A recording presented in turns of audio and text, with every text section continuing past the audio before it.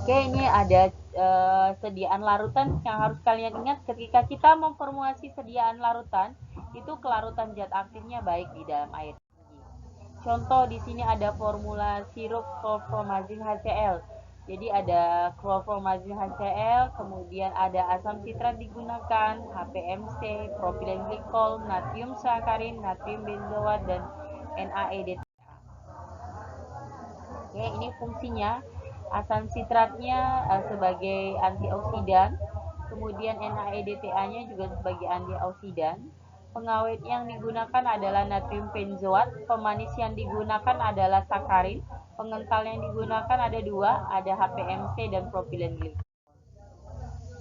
Diphenhydramin struktur kimianya, jadi kalau misalnya kita memformulasi sediaan itu biasa kita cari tahu struktur kimia, rumus kimia, berat molekul, kemudian titik lebur, suhu dekomposisi, pemeriannya juga diperhatikan, kelarutannya ini sangat penting karena kita akan menentukan bentuk sediaan apa yang cocok. Kemudian stabilitas dari segi panas mudah teroksidasi enggak, mudah terhidrolisis enggak, stabil terhadap pemanasan. Kemudian data inkompatibilitas juga harus diperhatikan. Oke. Setelah kita tahu, kita formulasi, kita tentukan zat aktifnya konsentrasinya berapa, pemanis yang digunakan konsentrasinya berapa, pengawet yang digunakan kita tentukan konsentrasinya. Di sini ada diphenhydramin sebagai zat aktif, ada sakarum album sebagai pemanis dan peningkat viskositas, propil paraben sebagai antimikroba atau pengawet, propilen glikol ini di sini berfungsi untuk melarutkan saja, melarutkan propil paraben. Sorbitol berfungsi sebagai anti-cap locking. Anti-cap locking ini supaya pada saat biasanya kalau digunakan sering digunakan di leher-leher botol itu suka ada kristal-kristal gula. Itu artinya terjadi cap locking, pengkristalan gula di leher botol. Sehingga dengan kita menambahkan sorbitol, kita harapkan gula-gula tidak terjadi pengkristalan gula di leher botol. Kemudian flavoring agentnya ada mentol, kemudian pelarutnya aquades. Prosedur pembuatannya yang pertama persiapkan bahan, kemudian diphenhydramin dilarutkan dalam aquades. Jadi zat aktifnya harus dilarutkan dalam air dulu. Begitu pula dengan pemanisnya. Pemanisnya juga dilarutkan dalam air. Sakarum albumnya dilarutkan dalam air. Bisa dengan air panas hingga larut sempurna baru disaring. Kemudian ingat air yang digunakan adalah air yang sudah layak konsumsi. Propil paraben karena agak sukar larut air dilarutkan dalam propilen glikol. Kemudian karena kalian menggunakan di formula ini menggunakan mentol dilarutkan dengan sedikit etanol. Kemudian karena bahan-bahannya sudah dilarutkan lalu dicampur satu persatu. Jadi masukkan diphenhydramin yang udah larut, masukkan sakarum album yang sudah larut, masukkan propilen paraben yang sudah dilarutkan, dicampur. Kemudian cek pH-nya dulu, cek pH.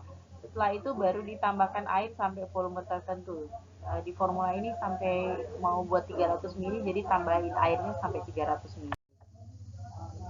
Sediaan eliksir.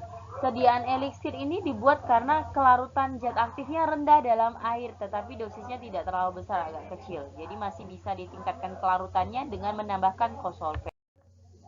Contohnya zat aktif yang dibuat sediaan eliksir adalah fenobarbital. Fenobarbital ini kelarutannya sangat sukar larut dalam air.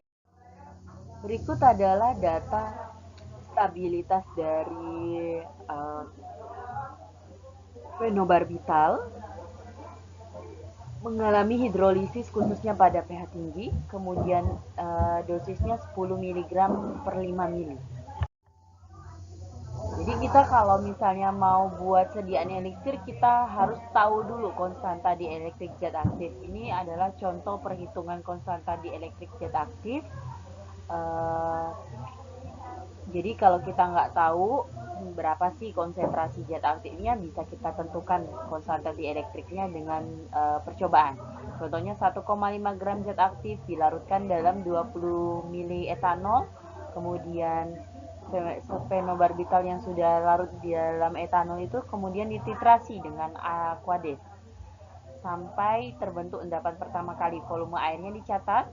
Kemudian jika volume air yang dibutuhkan 36, maka kita bisa menghitung berapa sih konstanta di elektrik zat aktif fenobarbital tersebut.